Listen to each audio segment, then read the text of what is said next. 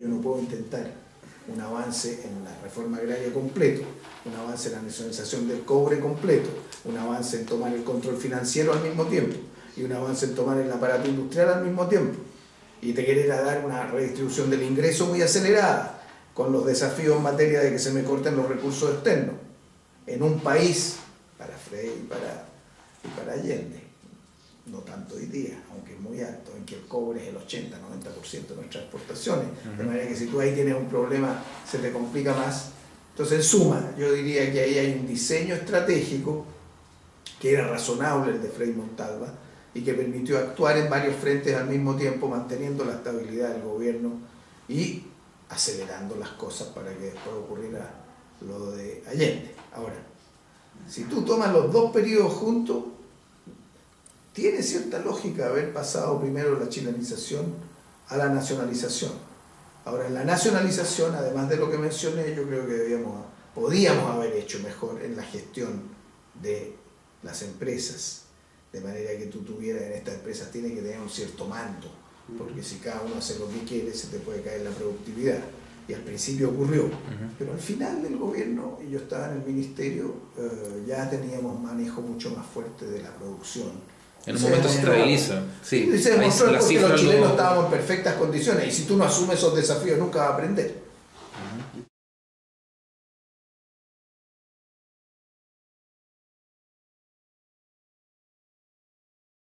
Cuando tú impulsas transformaciones grandes, y esa es una de las grandes lecciones que uno saca de todo lo que vivimos y el desastre que vino después, es que tienes que tener una estrategia clara hacia dónde caminar, pero tiene que haber una correlación entre la magnitud de los esfuerzos de transformación y las fuerzas políticas que te apoyan, para enfrentar a las fuerzas políticas que se te oponen. Entonces tú no puedes, en este caso, y esta es una de las lecciones que yo saqué, intentar con el porcentaje de apoyo popular que tenía Allende, más la polarización que se generó, porque tú puedes tener el 40% de los votos o el 50%, pero los otros niños tenían las armas y tenían la plata, además de los medios de comunicación, esas son formas de poder. Entonces, intentar una transformación simultánea del mismo carácter en todos los frentes. Una de mis grandes lecciones allí de ese periodo es que tú tienes que regular secuencia. Vas avanzando en un frente, vas acumulando más y vas avanzando en el otro. Y evitas entonces retroceso. Hecha esa afirmación más general de cómo tú debes de definir ritmos y secuencias y la correlación entre las fuerzas que tienes de apoyo y la creación de fuerza en el camino y la oposición. Yo creo que en este caso el cobre tenía mucha más aceptación y la reforma agraria que otros cambios que se introdujeron en la política económica que generaron al final, creo yo, reacciones de la población por mercados negros, por desabastecimiento, que eran mucho más furibundas en contra que el hecho que expropiaran la agricultura o expropiara el cobre, que eran cuestiones más estructurales y que tenían mucho más apoyo popular y más comprensión de la gente. Y que tenían que ver mucho más con una reivindicación social más que con un uso práctico. O sea, las personas valoraban más o castigaban más al gobierno por el hecho de ser forzados a un mercado negro que lo que gratificaban al gobierno por estar recuperando. Está comprobado en todos los procesos históricos, y lo cito en mi libro también, una frase que encontré de Marx que es muy buena, en uno de los libros que escribía, que te pasa con todos los procesos de cambio, en que el que siente amenazados sus intereses reacciona de inmediato y con toda la fuerza. Y aquel a quien tú quieres favorecer tiene una reacción muy tibia, de favor. Y por lo tanto ese proceso tú tienes que medirlo respecto a las fuerzas que tienes. Y entonces, eso por un lado. Y por otro lado, que la gente se refiere a su relación con un gobierno mucho en la relación cotidiana, la vida cotidiana. Si yo tengo que hacer una cola de no sé cuánto para comprar pan o para comprar un pollo, o el tipo aquí me vende a 5 veces el precio, ese daño en el comportamiento es mucho más fuerte que si tú demuestras que pueden seguir comprando, pero que hiciste la nacionalización del cobre, que tienes problemas, pero que eso va a favor estratégico del país, que va a generar más excedentes, en fin.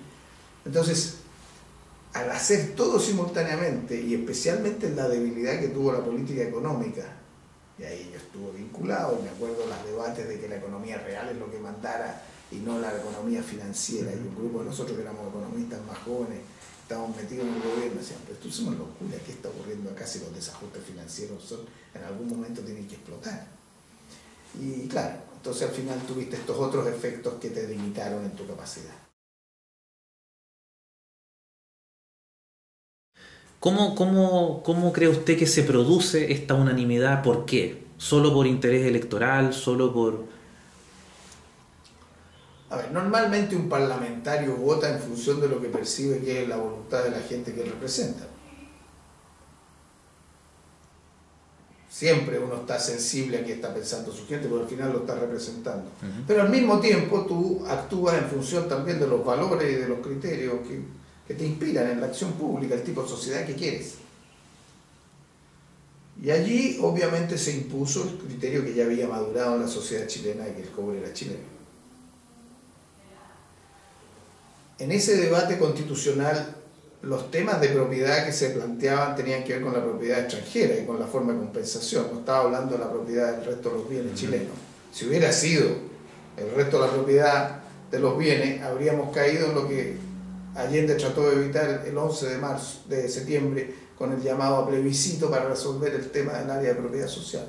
Ahí estabas tocando tú el nervio de la propiedad. Acá tenía que ver con una propiedad extranjera, de manera que el debate era más bien, y ahí la derecha se hacía portadora de la opinión de las empresas extranjeras, de que había que pagar algo a cuando expropiabas. Ahora, esa discusión de expropiar más o expropiar menos era relevante, por la observación que hice yo antes, que no es tanto cuántos derechos tienen, porque tú podías, como hicimos, decir, oiga, toda la plata que se han llevado.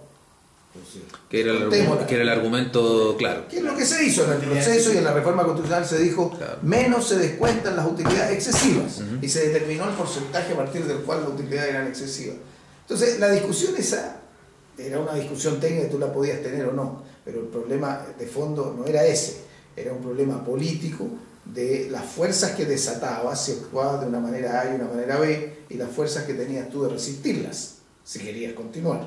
Y ahí es donde nosotros tuvimos cierta debilidad en la comprensión de los fenómenos internacionales. Pero con todo, la derecha tuvo que acatar lo que era la voluntad mayoritaria de los chilenos. Y yo creo que eso lo podríamos haber... para ponerlo así, no creo que el cobre y la nacionalización del cobre fuera un factor que determinara la caída de Allende. Salvo que nos complicó la compra de productos por los bloqueos, y por eso que si esto se hubiera manejado un poquito mejor, podría haber transitado mejor, pero no estuvo ahí, al contrario, y lo que demuestra la historia es que esa fue una decisión que asienta la soberanía nacional y la capacidad chilena.